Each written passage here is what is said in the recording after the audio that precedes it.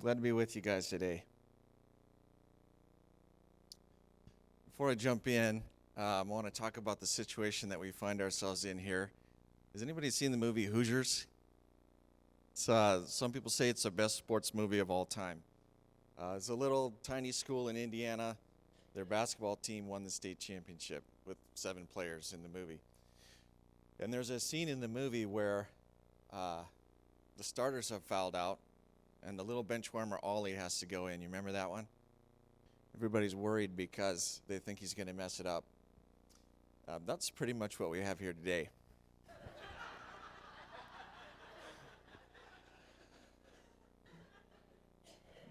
John and Phil are both gone. And I'm not even a bench warmer. I'm not even on the team. So they just threw a jersey on me and asked me to jump in. But there's something that I take some comfort in. There's a little story in Numbers. A guy named Balaam was set out on a journey, and God didn't want him to go. If you remember that story. There's a little verse, Numbers 22:28, and it says, and this is how he tells Balaam what he wants him to do. And then the Lord gave the donkey the ability to speak. So I take some comfort. This is not the first time that God's had to bring a message through a donkey. Okay, now we can start. I have 2 goals this morning, 2 pieces of advice that I'm going to try to follow. One comes from a best-selling author who said, if you want to write a book, write about something you know about. And he said, if you're a plumber and you like science fiction, write a story about a plumber on a spaceship. So I'm going to use an object lesson from my favorite hobby, which is wood. And I'm going to talk about life groups, which I am in a couple of life groups. So I'm going to talk about something I know. And the other piece of advice I got, I asked John what he would tell me to do. And he said, just try to have one point. Don't try to get too fancy. And so here's the big idea for the day. If you're not in a life group at this time, it's time for you to join one. And I'm really happy to be here to tell you about what it's been like for me and encourage you to take that step. We've been talking about being in life-giving relationships. It's a big theme here. So I'm going to try to nudge you, if you're not in one of these life groups, I'm going to try to nudge you with my story this morning. So could somebody please tell me what this is here? A half round of wood. What else? Firewood? It's not firewood. Does anybody know what kind of wood it is? I heard fir and white pine. I think this is English walnut. Yeah, I got this from my neighbor 9 months ago. They took out their walnut tree. They knew I liked wood, so I went over there and I cut out a bunch of these. So this is us today. This is our object lesson. When this first comes out of the tree, it's full of water. About half the weight of that would be water. And it's in perfect shape when it first gets cut. And as it dries, the cells give up their water and they shrink. But wood doesn't shrink the same in every direction. It shrinks twice as much tangentially as it does radially. So as that uneven shrinkage is happening over time, it's putting stress into the wood. And if I was to lay this down, you could see there's cracks in the end of it. If you're looking to burn it for firewood, that's a good thing. It means it's drying out and it's going to be ready to burn. You don't want to burn green wood. You want to burn dry wood. But this represents us today. Life puts stress on us, and cracks appear, and flaws appear. And this is how we begin. This is the moment of salvation. This is where we start.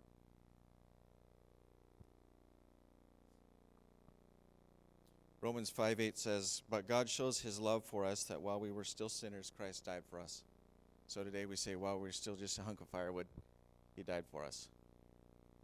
I have another piece of walnut that came from the same tree. And this one's been made into a beautiful bowl.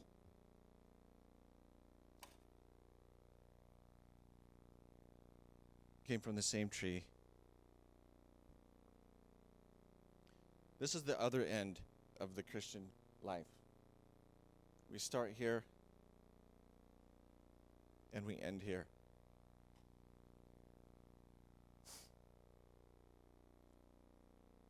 Second Corinthians 5:17 says, if anyone is in Christ, he's a new creation. The old has passed away, and behold, the new has come. But I have to ask you, do you feel like this, or do you feel like this? Sometimes I wonder why I don't feel like this more. And I see pressure, or I feel pressure, and I see others thinking that we have to act like we're on this end already when we come to church and when we're around each other. But the reality is, this is a lifelong process that God takes us through. When we accept Him and we're saved, we don't immediately turn into this. There's one of these inside here. We just haven't pulled it out yet. But I want to talk about that process. There's a couple of other verses in Corinthians. 2 Corinthians 5:2, we grow weary in our present bodies, and we long for our heavenly bodies. And 2 Corinthians 4:16, though our outer self is wasting away, our inner self is being renewed day by day. So the reality is, these flaws, these cracks, the rough edges, we're all somewhere on this spectrum. This doesn't come until we're dead and we're in heaven and we're complete. I want to ask you, are you moving along this spectrum? Can you look back at your life a year ago? Has anything changed? Is the process happening? I've had good chunks of time in my life where I would say I was kind of stagnant.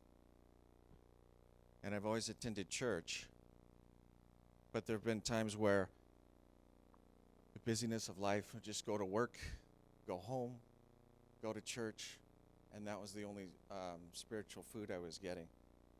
And I'm really excited today to talk about life groups because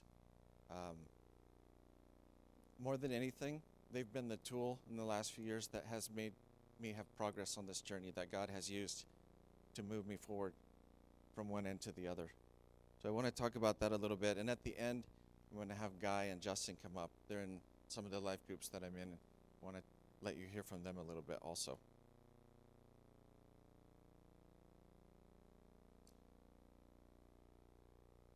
So my family and I have been going here for 7 years. And for even before that, and for the first 3 or 4 years that we were here, people would talk about life groups, and I really resisted it. I didn't want to put myself out there. I thought life groups were little secret clubs for the really spiritual people. And I was afraid if I went there that people would find out about my flaws. And I didn't want that to happen. And so about 3 years ago, a friend from this church that I respect asked me if I wanted to be in a life group, and said he was putting one together. I was nervous about it. I didn't want to do it, but it was somebody that I respect, so I decided I would take the plunge. And I'm just going to talk about that a little bit and kind of peel back the curtain. If you're not in a group like this, I just want to let you know it's not as fancy as you might think, and it's for everybody. So we started to meet at 6 a.m. on Wednesday, and the first meeting was a little awkward. We were trying to feel each other out. Nobody knew how it was going to go, and it was like that for maybe a couple of months. But it wasn't very long before we started to realize we're all just regular schmoes, just trying to get by. We're all like this. And we started to trust each other a little bit and relax. There was a range of ages. It's a men's group, this particular one, probably from the 30s up to the 60s. And I found that I used to wake up at 5 and debate with myself whether it was worth it to get up that early and go. But I got to the point where I never asked myself that question anymore. I do not want to miss it. It's the highlight of my week. About 2 years ago, there was a guy from England that came and we had a men's event here, and then we had the little round tables out in this room. And I was sitting at a group with a group of guys that were all about my age, and we had some really good discussion during the men's event. And I had been in this other life group, and I don't remember whose idea it was, but at our table we said we ought to start meeting together regularly. And so we started meeting on Friday mornings at 6 a.m. And this was a group of people that were all probably within 5 years of the same age. So it had a little different feel because we all have little kids and that kind of thing. And it was the same pattern. Start out, you do have to push yourself over that hump and put yourself out there, and it's a little awkward when you start. But in both cases, we just kept showing up. We just kept showing up. That's the most important thing. And in that second group as well, we learned to trust each other fairly quickly. And not every week is a major home run. Sometimes we just talk about LeBron James. And sometimes we don't read our chapter or whatever. But some weeks we have such a deep connection.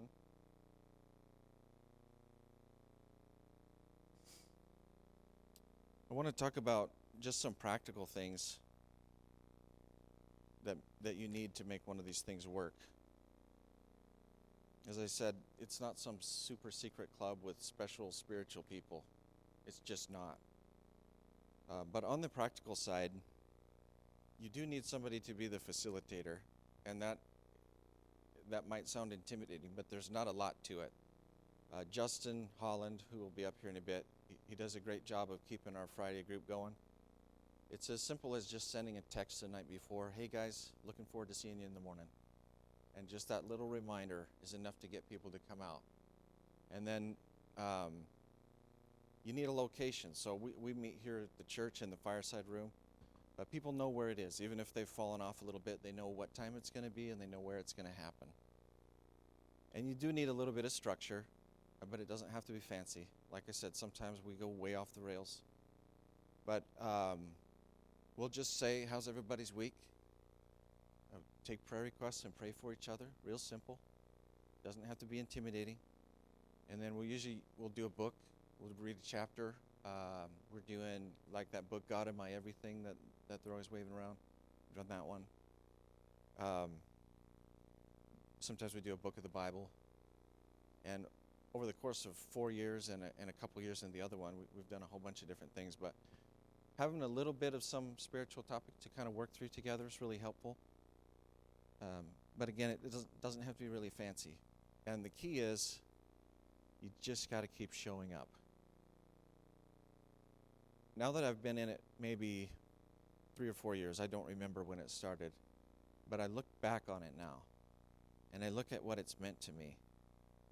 And I realized recently that every relationship in my life is better now because I've added these relationships with these Christian brothers that check in with me every week and care about me.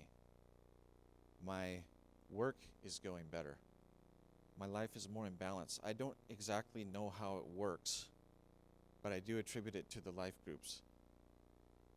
When I was just working and going home and working and going home, and I wasn't connected, I was isolated, if something went sideways at work, it really threw me for a curve because it was such a huge part of my life. Now I have this other part where I have these men, this community, and work is a smaller percentage. It's more in balance. And so if I have a weird day at work, it doesn't ruffle my feathers nearly as much because I've got these guys over here too. I have this other part of my life. It's not a disproportionate part of what I think about. My marriage is better. My relationship with my kids is better. I checked with my wife to see if this was true because I thought maybe I'm just imagining things. So yesterday I asked her, it seems like all the relationships in my life are better. I'm going to say that tomorrow, but is that a stretch? And she said, no, it's better. She said, you're healthier. It's different. And she tells me the truth. So I know it's true. I got to do this a couple years ago, and I talked about making bowls. And when I told my wife that I was going to do that again, she said, "Oh." So she doesn't sugarcoat anything. So if she says it's better, it's really better.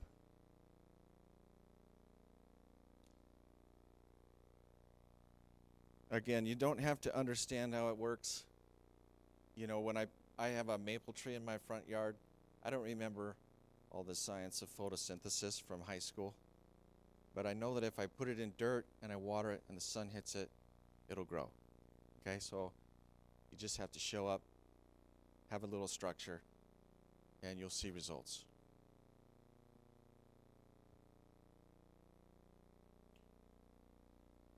So I want to put the question to you before Guy and Justin come up and share a little bit about their experience. If you're in one of these groups, I'm very happy that you are, and I hope that you attend regularly, and I hope that you are willing to put yourself out there a little bit. If you're not, if you're like I was and you're resisting it, I get it. I really get it. That first step is a difficult one because you don't know what to expect, and it is a little nerve-wracking. If your resistance is related to thinking that you're not good enough, that you have to be on some other level of spirituality, I want to remind you that nobody in this room is on this end. No matter what image you see on Sunday, none of us are right here. We're all somewhere in the middle, and we all have these flaws. You do not need to worry about that. We're not meant to come up in the front and tell everybody about all of our flaws, but it is good to get with a small group of 4 or 5 people and talk about that stuff because it's part of the way that God changes those things. If you're willing to accept that idea, but you say, you know what, I just want to clean myself up a little bit first, and then I'll sign up. There's another little verse here, Philippians 1:6. I'm certain that God, who began the good work within you, will continue his work until it's finally finished on the day that Christ Jesus returns. What I want to note here is that God begins the work and he completes the work. If you think I'm going to clean myself up just a little bit, I'm going to wipe some of these cobwebs off and maybe take the bark off and then I'll show up, I'm sorry, it's not going to work like that. We cannot do the process on our own. He does the work. You just have to show up like this. It's your only option. But it's not something to be afraid of. It's just how it is. Everybody is in the same boat. And the last thing is, you might say, I don't really know why I need to do this. My life's going fine. My family's okay. Everything's okay, and I'm really busy.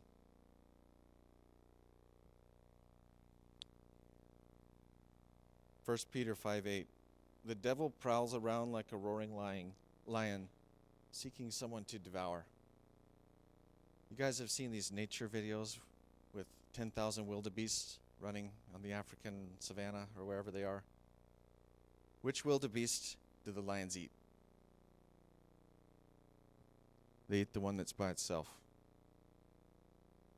If you are not connected, wildebeest beware. Because you're vulnerable, and when you reach a hard time, Satan will get in your ear and he'll tell you a bunch of stuff that's just not true. He'll start telling you that you're just a worthless piece of firewood, and you'll believe it. But if you have a community around you who check in with you every week, and they know you, he's not going to be able to come and say those things to you and have them stick, because your life group will protect you. There's a verse in Ecclesiastes, chapter 4. It says, 2 are better than 1, for if they fall, one will lift up his fellow. But woe to him who's alone when he falls, and has not another to lift him up.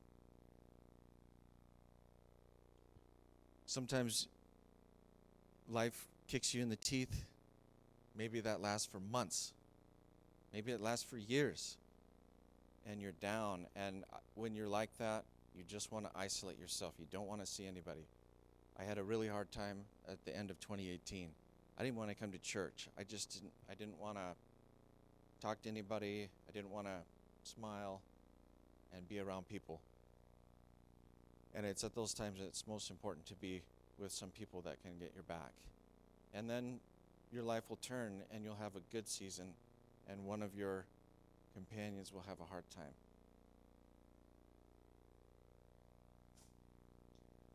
I'd like to ask Guy and Justin to come up here at this time. And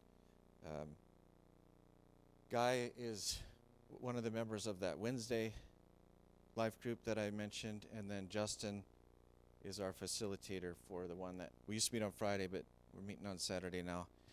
This is completely unscripted. These guys, I'm going to ask them a couple questions, and I just thought it'd be neat to hear from a couple of other people just briefly, and then we'll close. So let me find my questions.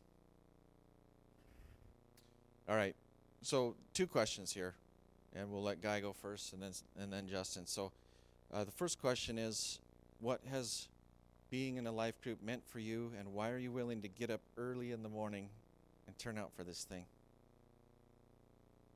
Yeah, I'm retired too. I don't need to come to this stuff. So, no, the people that I'm in with, the group, give me the encouragement every time I come in. I have a lot of ailments in my life. I'm retired Major Army, retired sergeant with Grant County Sheriff's Office, and I don't have to get up in front of people like this all the time and do things like that unless I'm in charge of it, like pastor is being a church pastor. So to get up in front of people, especially a group like this. But the small group, I have to answer directly to them, and they keep me on task. They help me to become a better person with Christ. Thank you. All right, Justin. What does it mean to you to turn out for that life group, and why do you get up early for that thing? Russ, like you said, we are all flawed, and we got a long ways to go to be sanctified.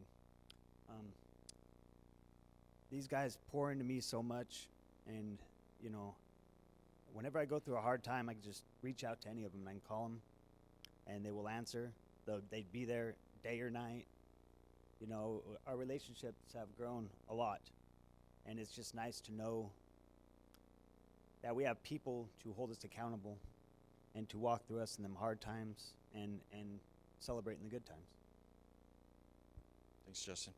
Okay, and the last question, what would you say to somebody who's out here who's having trouble getting over the hump and putting themselves out there and stepping forward and saying, I want to be part of one of these things? What would you say to that person?